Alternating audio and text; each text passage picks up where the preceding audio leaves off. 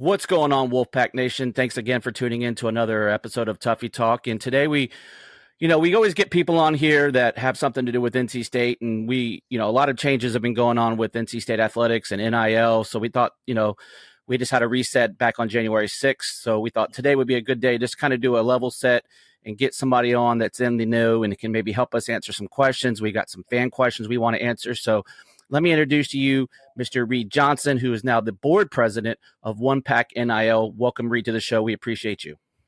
Hey, Greg. Thanks for having me. Excited to be here to preach the gospel. That's it. We were talking before we got started. There's just so many questions, and the NIL has been going on for 3 years, but it still feels like it's new, and people just still not understanding how this works. So we just want to give people the opportunity to kind of hear it from the horse's mouth, if you will.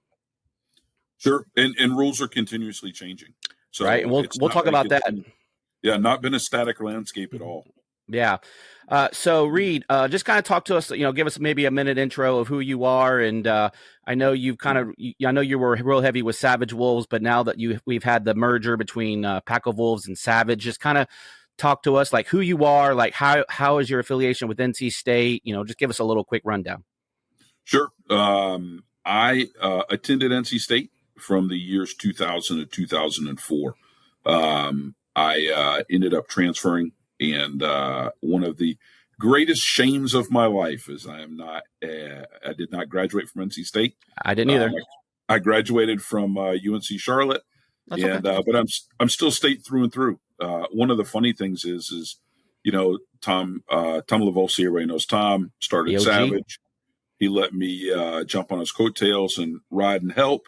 And neither one of us actually graduated from NC State. And that's right. I think it's funny because there's a big ton of the fan base that's not actually alumni, so to speak, but just very passionate about NC State, and I think we represent that group. I've been an entrepreneur my whole life, and sold my business about 18 months ago, and saw the need here in NIL. I see the difference NIL can make, and I want State to win an ACC championship in football, basketball, baseball, women's basketball. I just want a championship.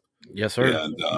And so there was kind of a void here, and so I'm actually retiring at the end of the month for my company, in which I'll be doing NIL full time. And awesome. I'm excited about it. We have some great people helping us out behind the scenes, and with the merger, having access to the Blueprint Sports staff to help not just fundraise, but primarily for that back office work that Tom and I continued to need, especially as we try to scale the collective. So that's kind of the background how I got here. Everybody in the world probably knows Steve Williams from Inside Pack Sports. Yep. And Steve connected Tom and I, and we just hit it off and had the same goal of winning a championship and trying to do it the right way. And so here we are. Yeah. So you talk about the merger. Like I said, it just happened back on January 6th, I believe. Just kind of walk me through, why that came about. I know, Savage was doing its thing. One Pack was doing its thing. For those that don't know, Savage Wolves mainly works in the football realm, whereas One Pack, Pack of Wolves, we're primarily doing Olympic sports. But kind of just talk to me through why you guys felt that you guys needed one voice in the room. Sure.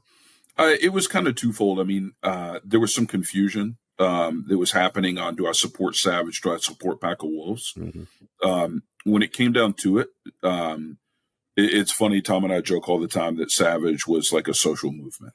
And our goal was to get out there and connect with people who had never connected with NC State before, folks who had never really maybe connected with Wolfpack Club, and kind of start this revolution. And then what Pack of Wolves had was the back office and the 501c3 foundation. And so bringing the two together made complete sense. Now we have the 501c3 foundation, which allows us to work with larger donors. Businesses, right? businesses. Because of the 501c3, we had a donor that really stepped up and did a massive donation this year. And it never could have happened if we hadn't joined forces. I think that donor really liked the direction of what Savage was doing, but Savage did not have the 501c3 option. And so I think it really worked out well. I do want to make one thing very clear. In the pecking order of giving for NC State University, Wolfpack Club has to be number one because you have to have scholarships. Yeah, and facilities. Absolutely. You have to have scholarships in a facility. 2, NIL. That's still your best way to keep the best talent around and for talent to want to come to NC State. And really then honestly kind of third is that facilities. What's great about NC State is they have great facilities to start with. Mm-hmm. So to me, the function here is let's get more people involved in NIL, and that high tide will lift all the boats and everyone will continue to do better. So there's been some misconception out there about Wolfpack Club and NIL. And no, we don't compete. Scholarships have to come first. Yeah, that's when we were talking before we got started, like that's a question I've gotten is like, well, who should I donate to, like the Wolfpack Club or the NIL? And it's, and let's be real, in today's times, funds are tight for a lot of folks. And so, obviously give what you can give. And, I donate to both. And so it's real important that we don't lose focus on either side of the house. With kind of like, when you guys were talking about this merger and everything before it happened, it seems like the reception from the athletic department has been pretty positive. Was that something that you kind of like brought to their attention? Like, how does the athletic department play in some of this NIL stuff? Because I know it's kind of a slippery slope of what they can and can't do. Yeah, I think it's no secret that the athletic department at every school in the nation wants one collective. Mm-hmm. They want one group to communicate and I don't know that monitor is the right term, but it kind of is, right? We talk all the time, daily. Hey, is this okay? Can we do this? Because what's interesting is historically athletics would have had vision over Wolfpack Club, anything when it comes to fundraising. And so here's a complete separate entity. It's not part of the school, not part of athletics. Mm-hmm. And so I think really the goal is for us to make athletics feel comfortable with what we're doing so that athletics doesn't have to question things. Right. And the goal is it's a two-way street, right? Because when we make athletics feel comfortable with how we're doing things and we're very open, we communicate freely, then it also helps them share ideas with us. Hey, we've seen this at another school and we know that can be done. Like, yeah, I think that makes sense. So I think every school wants one collective, and I think every school wants one collective that they can work with and have open dialogue and build a trust with. And so that's really where we've been focused with athletics.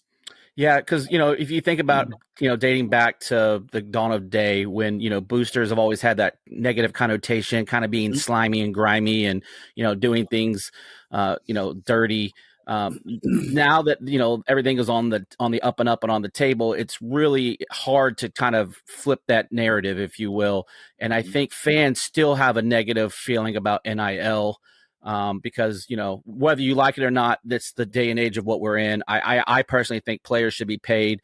It took me a while to come to that realization, but as I've gotten older and my I would say my wisdom has gotten better, but the way I see things, just kind of talk to why the NIL is so important. And we've had Chris on, we've had Tom on, and I kind of want to get, your perspective on this because again, it's about changing that narrative. And you have I hate to use the word old heads, but a lot of the old heads in the fan base are like, well, they shouldn't get money. They get a scholarship and that should be good enough. So kind of tell me the things that, like, I know what Savage Wolves and Pack of Wolves have done for these athletes, and we've gotten some of their stories, but just kind of, I want to keep pounding home that storyline. Before we continue, I want to take a quick second to tell you about our sponsor, Flightland's Jessup Insurance Group, that has your whole world covered, with agents in 5 offices throughout Eastern North Carolina to help you decide how much coverage you need. Offering policies for home and auto, recreational vehicles, commercial, crop, health, life, and employee benefits. They are able to combine options to find a comprehensive solution that works for you. Flatlands Jessup protects the things you love so you can spend less time wearing and more time enjoying them.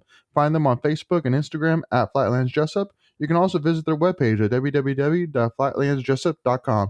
So please make sure to go and check them out. Sure. It is interesting because there is an age demographic. There's kind of like this line in the sand. And what I'm finding is that people that were converting into being believers in NIL definitely have gray hair. For sure. Guys without gray hair seem to right off the rip be a lot more in tune and into it. And I think it's conditioning. I think for years, those same boosters have been told, no, you can't, no, you can't, no, you can't, no, we can't, no. And now all of a sudden they're being told yes. And then the guidelines, I don't think were super clear from day one. I don't think they still are. I mean, they're better. Evolving, right? Yeah. And they're changing. Yeah. But I don't think day one there was like this comprehensive plan. Here we go. This is how we need to do things. So I think some of that confusion, and then quite honestly, the IRS side of it, saying, hey, a collective can't be a 501c3 because of dollars going to athletes. And it's interesting, there seems to be a lot of red tape, and there's a demographic that's like, hey, see, kind of, I told you it's not supposed to work like that, right? Yeah. So we spend a lot of our time really trying to educate the guys with gray hair. I mean, I have gray hair. Oh, I got a lot of it too. And you've got gray hair, and we still had to get educated too. Sure. I like you said, you had to come around to it. I was in the same boat, and the reason I got into this was because there were some players that like literally couldn't afford to buy a tux to go or rent a tux to go to a formal event with their girlfriend, right? They couldn't buy a suit to the ACC media day or the awards banquet or whatever. Yeah. Yeah. And it sounded crazy to me. Like, it was like, wow, like, okay, I can help guys with this. And I have a passion for folks who are doing the right things and going about things the right way, who just need a help, because I got help to get where I was. So for sure, that was something I felt like I could kind of pay it forward and pay it back at the same time. So that was the genesis of really the why I got into it, in kind of the same kind of stories that I use with guys today of why NIL. But the other part of it is I guess I get tired of people saying, oh, we don't have money for this, but the TV contracts are huge. Absurd. Yeah. As an entrepreneur and running my own businesses, like, it just didn't make sense to me. How is there not money? Do I love the fact that NIL is still in the back of the fans? I don't. Right. There has to be a real solve for this. But like I tell people, in 2 or 3 years, I suspect there's a real solve.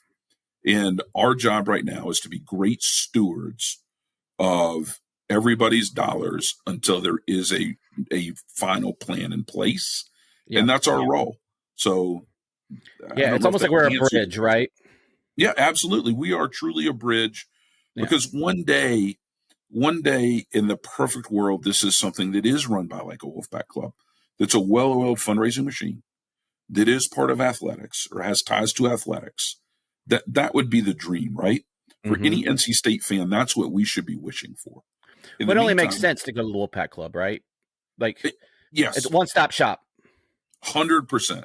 And I think that's a direction that would be great for some schools to go. I've heard 100 reasons why it won't work, right? Everybody's got kind of a reason, but I think it's time for people to start looking for reasons why it will work, right? And that's the stuff we're pushing every day. Yeah, and you hear coaches talking about it, right? Between whether it's the portal or the NIL, it's like something has to be figured out. And, this is only year 3.5 of the NIL. And it's, so if you think about it, it's still in its infancy. You have, Nick Saban going on record, having talked to Congress. There just needs to be better oversight, whether it's football as a whole, whether it's, segregated from an NIL from a football perspective, because you don't have a level playing field, right? And the little schools don't have a chance. Even And look, I think NC State has done a great job by all accounts from what I've read out there. You guys at Savage and I should just stop saying Savage, and One Pack NIL has done a great job of marketing and getting creative in the way they do things and setting a blueprint moving forward.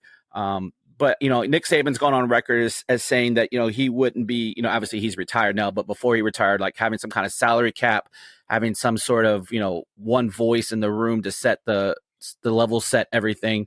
Kind of, what are your thoughts on all of that? Like, do you think at NC State, taking all your biasness aside, like, do you think that we have a level playing field to compete against the big boys? Yes and no. Do I think we have one today? We're getting there. This year's really about professionalizing the collective. And I think through that we can get there. What NC State has that I think is maybe not unique, but it's our strong suit, is we have a passionate and large fan base. Mm-hmm. Dave, after the Carolina game, when we smacked that ass, as I would politely say, Dave said, "Hey, I'm looking for 5,000 people to donate $1,000." Mm-hmm.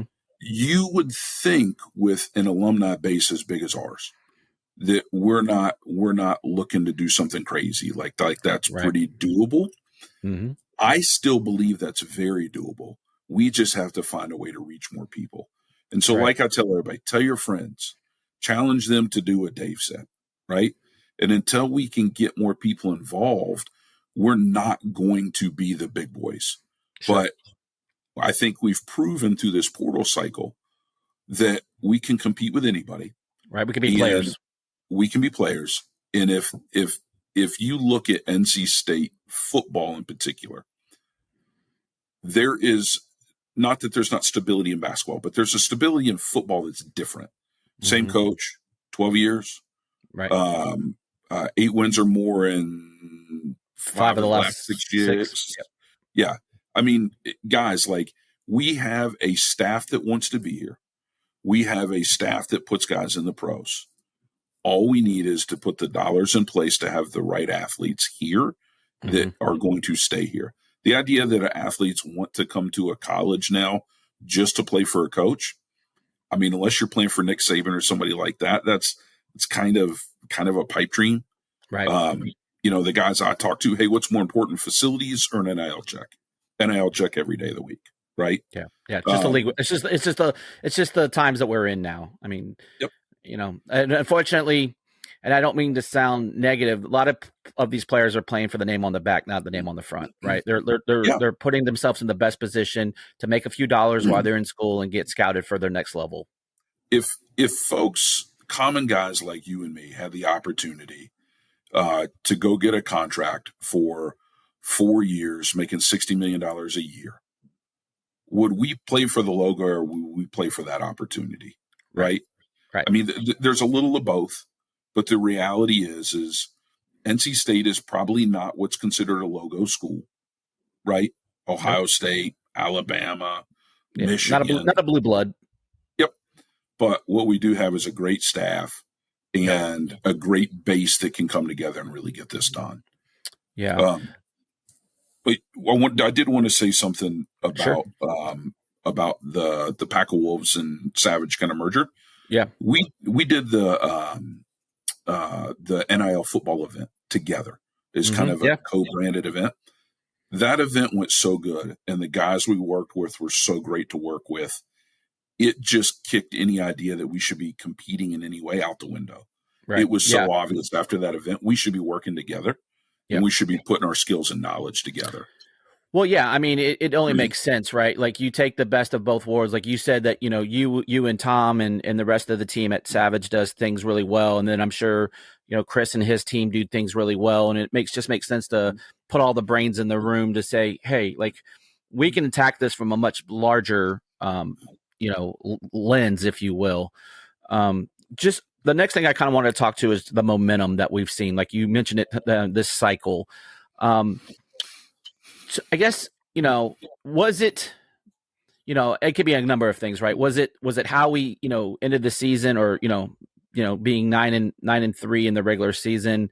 was it Dave's speech after the Carolina game? Just what do you think has really launched the momentum that we're seeing this recruiting cycle, right? To bring, guys home like, Hollywood and Noah and then Grimes, and I'm going to stop there naming names because there's been so many and I don't want to really forget anybody, but just kind of talk to me like is this something that you envisioned probably 9 months ago? No, I mean, in fact, when we were talking about merging the collectives, there wasn't the kind of momentum that there is now. After the Carolina game, first, the genesis of this is that 5-game win streak. Yeah, for sure. When you win, people get excited. Period. Absolutely. Everyone will back a winner. It's easy to back a winner. Yeah. And then when you go out and you kick Carolina's ass in the first half so bad that they don't even want to play. I mean, they looked completely disinterested. So good for them for putting in the effort in the second half. First half, totally disinterested. You want to fire up a fan base, have that happen, right? Have your rival, make them completely disinterested in the game by halftime. And then afterwards, have your coach go out and mention NIL and who people need to talk to. And so that really was kind of like that moment, that win streak, the discussion after the game. And then all of a sudden things just went wild in a great way. We had people reaching out, donating. How can I help? I want to participate. What can I do to participate? So I think it was kind of a culmination of all those things. But that win streak is really what separated.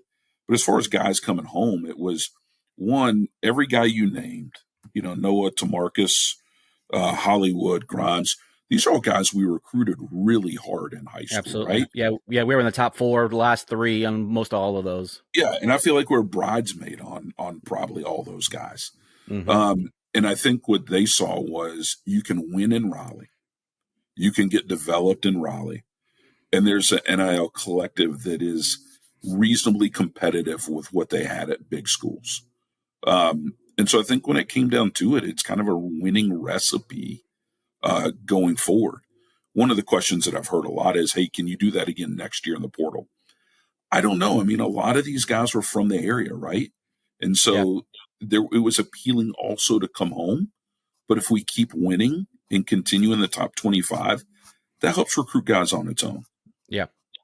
Yeah, I think North Carolina is a great destination. I live in Northern Virginia and spend most of my time in North Carolina at some kind of NC State sporting event. But I mean, you got, the feels of a campus that's kind of in a big city.